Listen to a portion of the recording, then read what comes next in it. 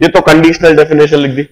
अब मैं average velocity और एवरेज एंगुलर वेलोसिटी की एक जनरलाइज्ड डेफिनेशन लिखता हूं। The generalised definition is average angular velocity is net displacement upon the time taken. Final displacement minus initial displacement upon the time taken. This is a generalized definition of average velocity, which is always applicable. This is unconditional definition. It always hold. आप इसी तरह से average velocity हर situation में determine करते हो। आप institute से depart होते हो, घर तक जाते हो और आपको एवरेज वेलोसिटी निकालना है तो आप इसी तरह से डिटरमाइन करते हो। आप इंदौर से डिपार्ट हो रहे हो, मुंबई जा रहे हो, ट्रेन से जा रहे हो या प्लेन से जा रहे हो, आप एवरेज वेलोसिटी इसी तरह से निकाल सकते हो। टोटल डिस्टेंस देख लो, टोटल टाइम कितना लगा हुआ है देख लो, total distance upon total time, that is average velocity. आप चाहे तो बस से जाए, चाहे तो अपनी खुद की गाड़ी से जाए, चाहे तो ट्रेन से जाए, but this is the definition. वो बस चाहे कांस्टेंट वेलोसिटी से चले, चाहे कांस्टेंट एक्सीलरेशन से चले, चाहे आप प्लेन से हवा में जाए, इसमें अपने आप प्लेटफॉर्म पर गाड़ी रुकी है तो वहां टाइम भी काउंट हो जाता है, चढ़ने उतरने का सब समय काउंट हो जाता है। This is a generalised definition. हम इसी तरह से रोटेशनल काइनेमेटिक्स में एक जनरलाइज्ड डेफिनेशन लिखते हैं। Average angular velocity is displacement upon the time taken. Displacement is theta minus theta naught. Theta naught is displacement at 0 time. Theta is displacement at t time. Theta minus theta naught is displacement, overall displacement or net displacement during time t. Once again, it always hold. अब हम कहते हैं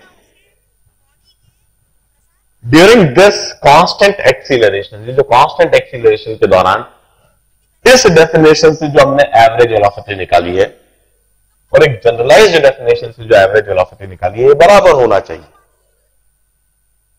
ये दोनों velocity बराबर होना चाहिए और फिर हम लिख देते हैं s minus S not upon T is equal to v plus u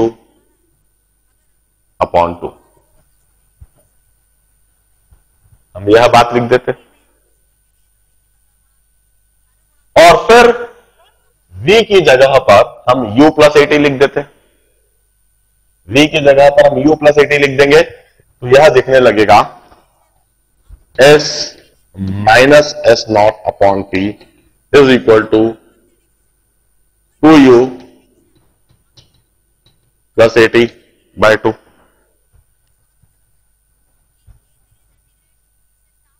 हम टाइम को ऊपर ले जाएं, 2 को सेपरेट कर दें और हमें यह इक्वेशन दिखने लगेगी s minus S not is equal to U T plus half 80 square और s is equal to S not plus ut plus half 80 square. And this is the second equation for constant acceleration. Second equation of motion for constant acceleration. S naught is displacement at 0 time. U is initial velocity. A is acceleration vector. मैंने इस equation को vectorially लिखा है because displacement, velocity and acceleration they are vector quantities, hence vector relationship must always hold. हम rotational dynamics में हर vector quantity के लिए एक वेक्टर रिलेशनशिप अवश्य लिखेंगे क्योंकि वेक्टर रिलेशनशिप ही इधर काम आती है। इसी तरह से मैं एनालॉगस रोटेशनल काइनेमेटिक्स के लिए इक्वेशन ऑब्टेन करके दिखा देता हूं। हम कहेंगे this generalised definition of average velocity, average velocity obtained from this generalized definition must be equal to average angular velocity obtained from this specialized definition, जो कि सिर्फ कांस्टेंट एक्सीलरेशन पर ही अप्लाई करती है। It's omega plus omega naught divided by 2। अब omega की जगह पर फर्स्ट इक्वेशन से यह एक्सप्रेशन उठाकर रख देते हैं,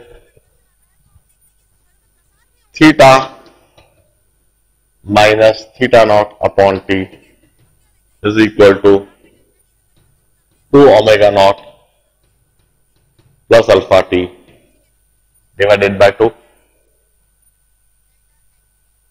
और वंस अगेन टी ऊपर ले जाऊंगा और 2 को दोनों में रैशनलाइज कर दूंगा, तो इधर देखने लगेगा omega t plus half alpha t square, theta minus theta naught equal to omega not t plus half alpha t square. And finally I write this second equation of rotational motion at constant acceleration, constant angular acceleration. Theta equal to theta naught plus omega naught t plus half alpha t square.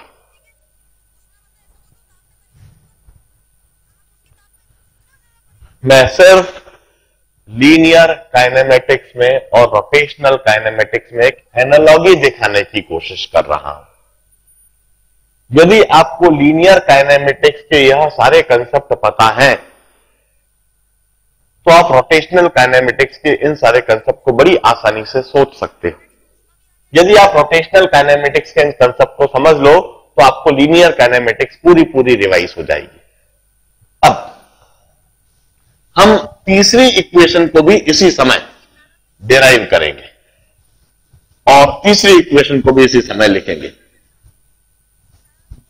हमने linear kinematics की तीसरी equation किस तरह से obtain करी थी, मैं एक और बार पहले उसको रिकॉल कराता हूं और फिर उसी तरह से रोटेशनल काइनेमेटिक्स की इक्वेशन को लिखना सिखाता हूं।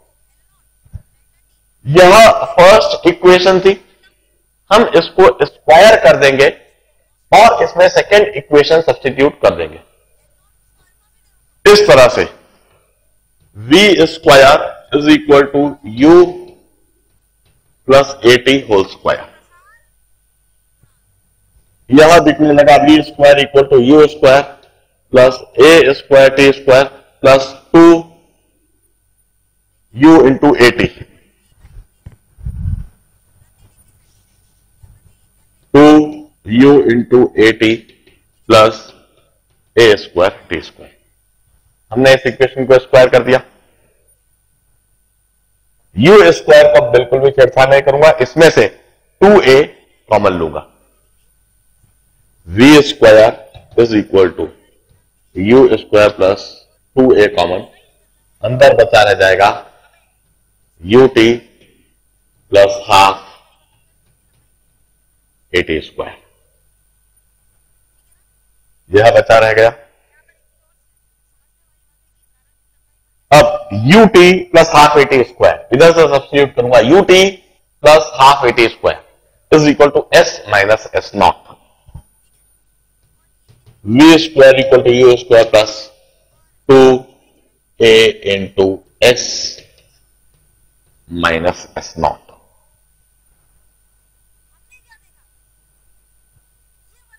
अब इधर हम एक और सवाल पूछते हैं। यह तो एक स्केलर रिलेशनशिप है।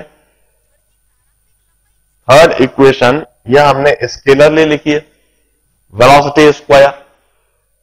स्क्वायर तो हम किसी स्केलर क्वांटिटी का कर लेते हैं, initial velocity square plus 2as, जबकि इस इक्वेशन में लिखी गई सारी क्वांटिटीज वह वेक्टर क्वांटिटीज है। यदि यह सारी वेक्टर क्वांटिटीज हैं तो इनमें वेक्टर रिलेशनशिप लिखा जाना चाहिए। The question is what must be the exact vector relationship for this equation. We rewrite this equation in this manner.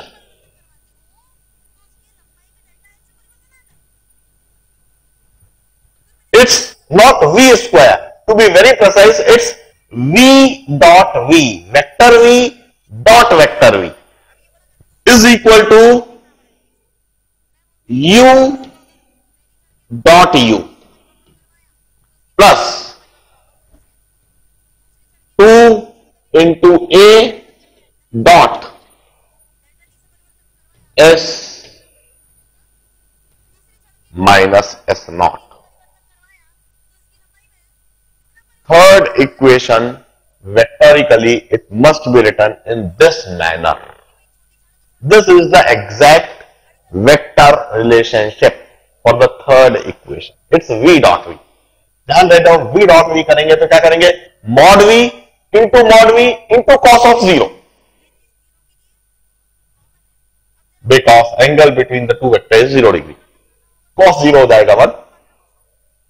Hence v dot v would reduce to v square.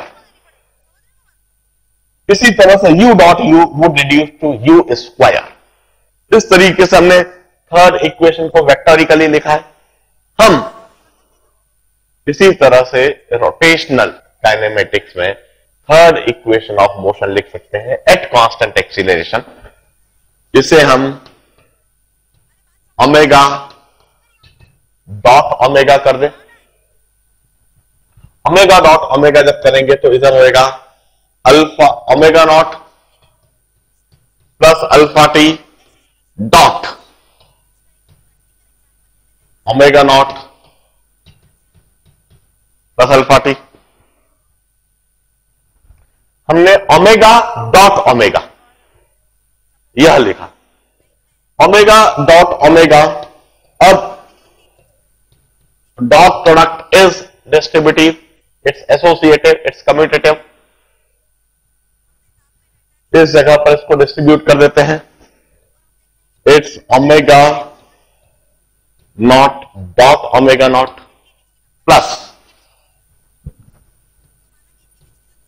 Omega nought dot alpha t plus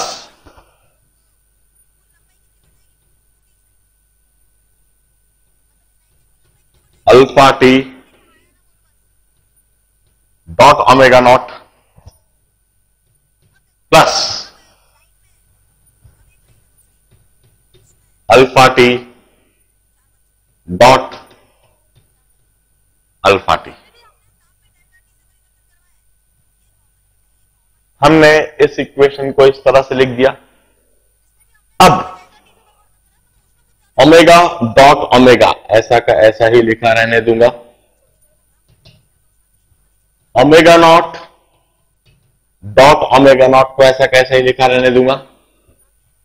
dot product is commutative, इसलिए omega nought dot alpha और alpha dot omega nought same होंगे। इसे लिखा जा सकता है 2 times omega nought dot alpha t plus alpha square t square, और alpha dot alpha t square भी लिख सकता था, लिखा रहने दे सकता हूं अगर।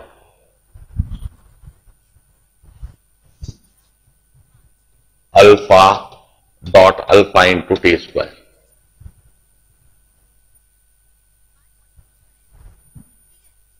टू अल्फा कॉमन निकाल लूंगा। It's omega nought dot omega not plus 2 alpha common आ गया और इधर हो गया omega not t plus half alpha vector into t square, और once again omega naught t plus half alpha t square की जगह theta minus theta naught, and finally we will obtain an analogous equation of rotational dynamics, that is omega vector dot omega vector is equal to omega naught dot omega naught plus 2 alpha theta minus theta naught. This is an analogous equation of rotational kinematics. Third equation, जिस तरह से हमने इधर यह equation लिखी है, बिल्कुल उसी तरह से रोटेशनल काइनेमेटिक्स की यह इक्वेशन लिखी जा सकती है।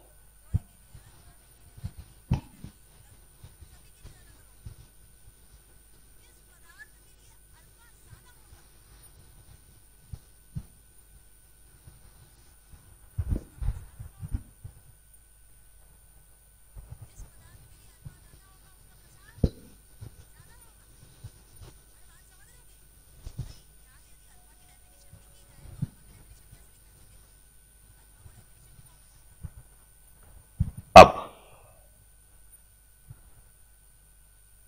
यह सब जो मैंने अभी अभी कराया, यह तो कांस्टेंट एक्सीलरेशन के लिए कराया। अब for a generalised situation, in any situation, जिस तरह से हम लीनियर काइनेमेटिक्स में वेलोसिटी वर्सेस टाइम ग्राफ बनाते हैं,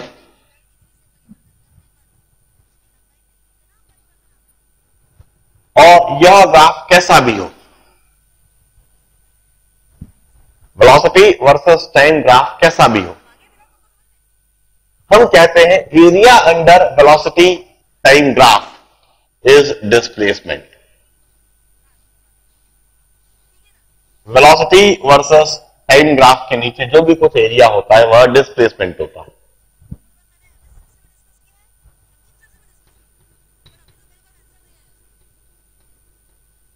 area under VT graph is displacement S minus S naught।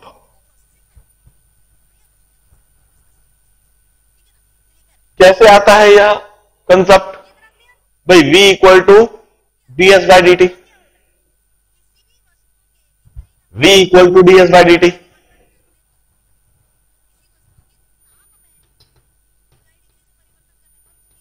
From here ds equal to v dt, or integral of ds is equal to integral of v dt. Integral of ds is equal to integral of v dt.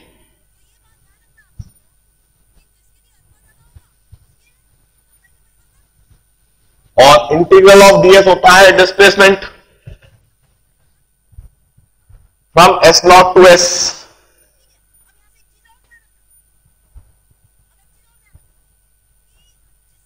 from S naught to S, इसे हम लिखते हैं S minus S naught is equal to integral of v dt, and integral of v dt is area under VT graph, area under VT graph। हम यह linear kinematics में हमेशा कहते हैं, now this is a generalised concept for any type of motion. It may be accelerated, it may be non accelerated, it may be constant velocity, और it may be variable acceleration. कैसे भी motion हो रही हो, ये एक generalised concept होता है कि वेलोसिटी टाइम ग्राफ बनाइए, और वेलोसिटी टाइम ग्राफ के नीचे आपको जो भी कुछ एरिया दिख रहा है वह पार्टिकल का डिस्प्लेसमेंट। एनालॉगस कंसेप्ट हम रोटेशनल काइनेमेटिक्स में भी इंट्रोड्यूस करते हैं। हम यदि ओमेगा वर्सेस टाइम ग्राफ बनाए,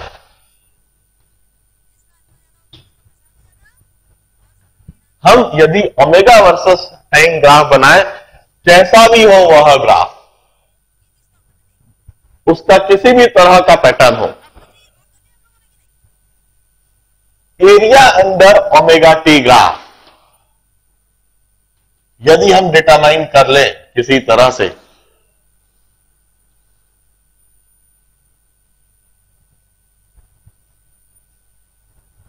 तो area under omega t graph ही कहलाता है एंगुलर डिस्प्लेसमेंट।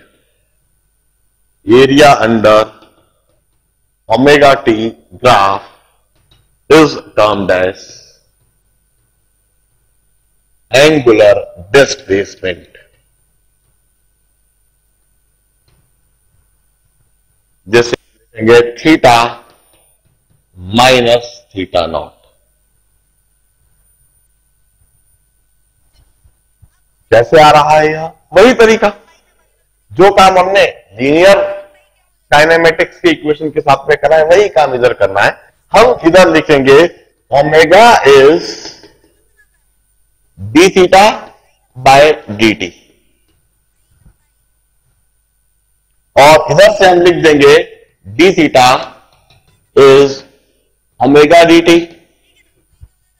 और हम दोनों साइड इंटीग्रेट कर देंगे। Integral of D theta